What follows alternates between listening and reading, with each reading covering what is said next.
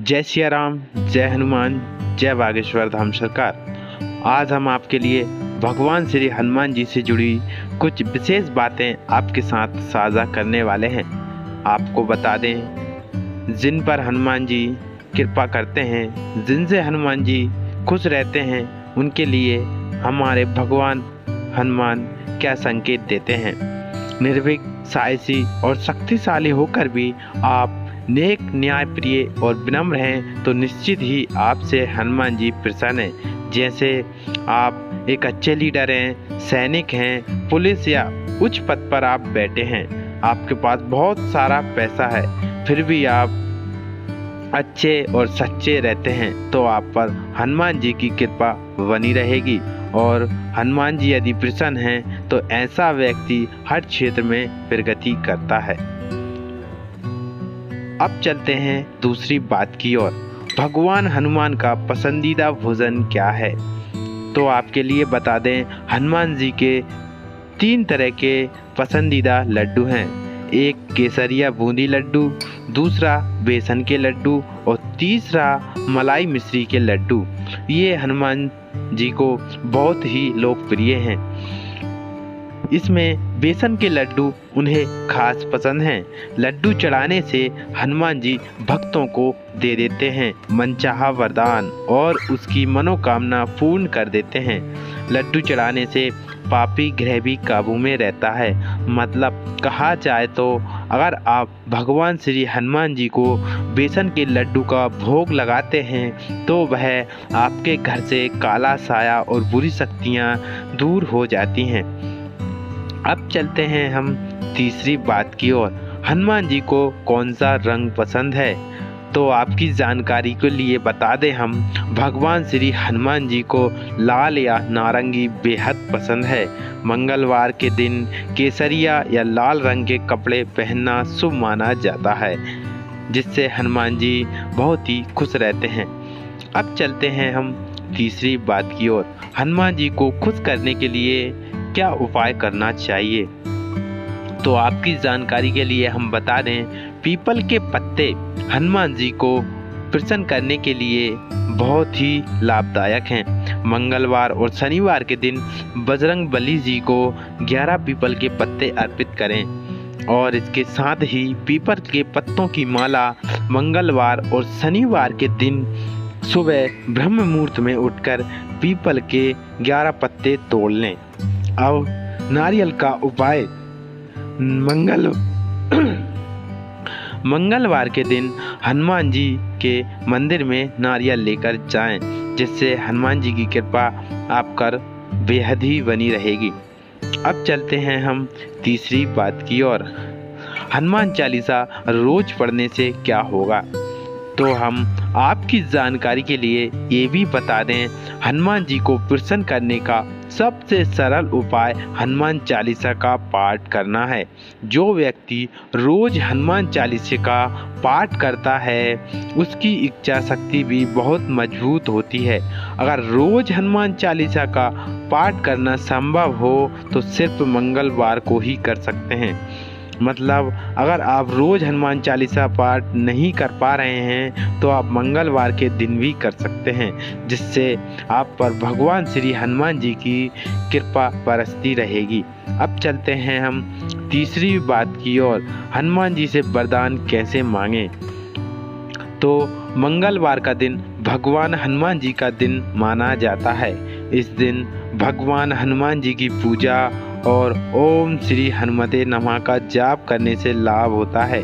इस मंत्र का जाप करने से आपके भीतर शक्ति का संचार होता है और मन वांछित फल की प्राप्ति होती है।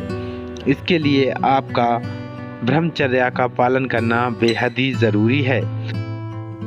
अब हम चलते हैं अगली बात की ओर। हनुमान जी का प्रिय फल कौन सा है? कहा जाता है कि ऐसा करने से हनुमान जी भक्तों की मुरादें पूरी करते हैं। मेवा, काजू, बादाम, किशमिश, छुआरा और खोपरा गेट को पंचमेवा कहा जाता है।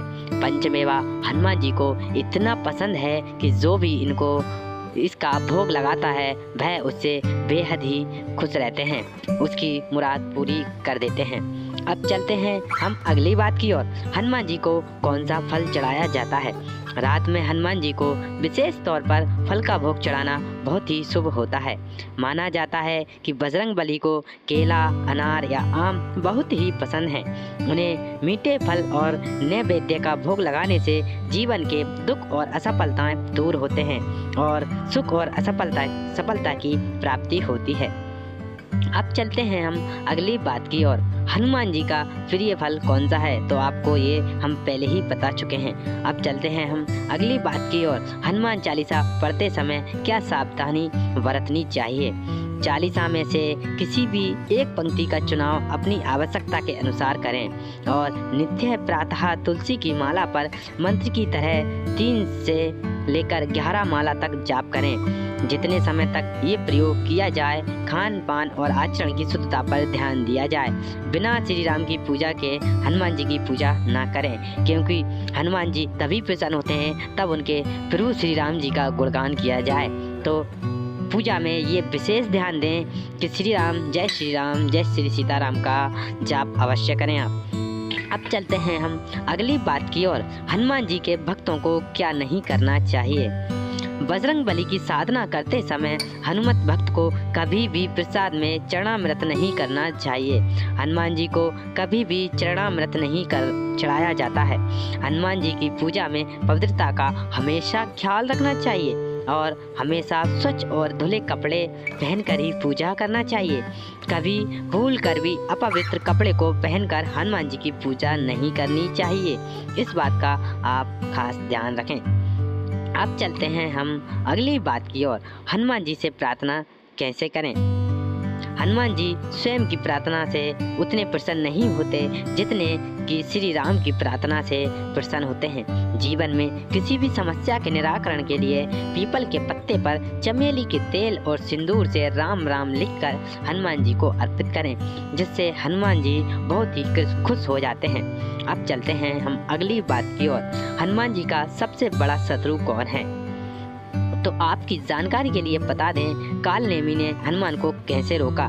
इसकी स्थापना में विभिन्न संस्करण बदले हैं। एक संस्करण से पता चलता है कि काल नेमी ने राम की कहानियों का वर्णन करना शुरू कर दिया, जिसका हनुमान विरोध नहीं कर सके। अब चलते हैं हम अगली जानकारी की ओर। हनुमान चालीसा एक दिन में कितनी बार पढ़ना चाहिए? हनुमान चालीसा पाठ में एक पंक्ति है, जो 7 बार पाठ कर कोई छूटे बंदी महासुख होई।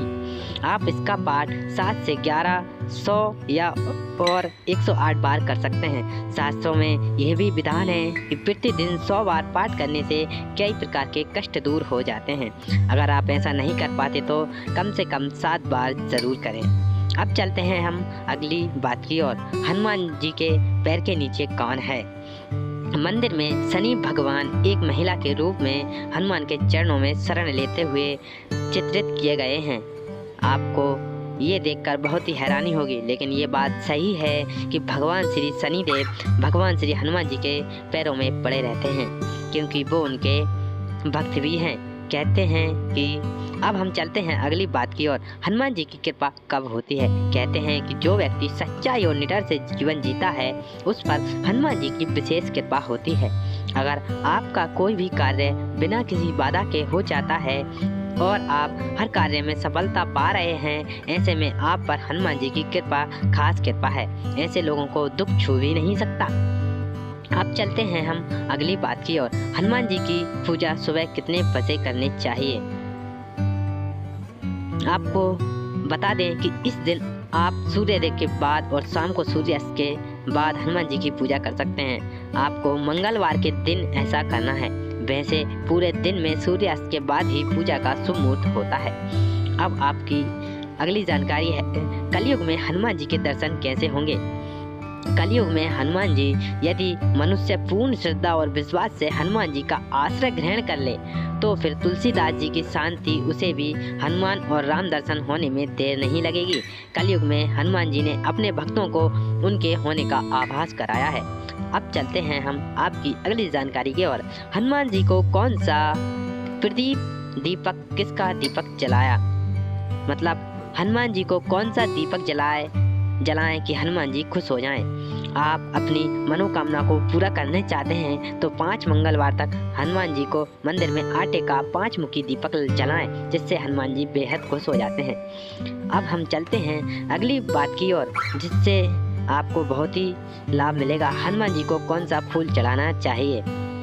हनुमान जी का प्रिय फूल उन्हें लाल गेंदा और लाल गुलाब चढ़ाना शुभ माना जाता है, जिससे हनुमान जी को बहुत ही खुशी मिलती है। अब चलते हैं हम आपकी अगली जानकारी की ओर। हनुमान जी की पूंछ में किसका वास है? पार्वती जी मान गईं। इस तरह भोले शंकर बने हनुमान और माँ पार्वती बनी उनकी पूंछ। मतलब माँ पार्वती जी का हनुमान जी के पूंछ में वास रहता है। अब चलते हैं आपकी अगली जानकारी की ओर। हनुमान जी की कौन सी फोटो लगानी चाहिए? घर में पंचमुखी हनुमान जी की ऐसी तस्वीर लगाएं जिससे वह दक्षिण दिशा की ओर देख रहे हों। बता दें कि दक्षिण दिशा से सबसे अधिक नकारात्मक ऊर्जा निकलती है। ऐसे में इस दिशा में हनुमान जी का चित्र लगाने से सुख समृद्धि का प्राप्त होती है। अब चलते हैं हम आपकी अगली जानकारी की ओर। हनुमान जी को बुलाने का मंत्र क्या है? ओम नमो हनुमते रुद्रात्बराय सर्वस्त्र सहंग्रणाय सर्वरोगाय सर्ववशीकरणाय रामदूताय स्वाहा। ओम नमो हनुमते रुद्रवताय वज्रदेहाय वज्रंखाय वज्रसुकाय वज्ररोमो वज्रनेत्राय वज्रदंताय वज्रकराय वज्रभक्ताय रामदूताय स्वाहा। इस मंत्र का जाप करने से आपको हनुमान जी को बुलाने का बहुत ही मौका मिलेगा, लेकिन इसके लिए आपको ब्रह्मचर्या का पालन करना बहुत ही जरूरी है। हनुमान जी का गुप्त मंत्र क्या है? मनोजवम मारुत तुल्य वेगम जितेंद्रियम बुद्धिम ताम वरिष्ठम वातात्मजम वर्णात् मुख्यम श्री राम दूतम शरणम प्रपद्ये नमो नमः। ये हनुमान जी का गुप्त मंत्र है। सुबह 4 बजे हनुमान चालीसा पढ़ने से क्या होता है? सबसे पहले जवाब दिया गया, अगर हनुमान चालीसा को रोज सुबह 4 बजे 7 बार जाप करें तो जीवन में क्या बदलाव आएगा? हनुमान चालीसा का 100 बार जप करने पर आपको सभी भौतिकवादी चीजों से मुक्त करता है।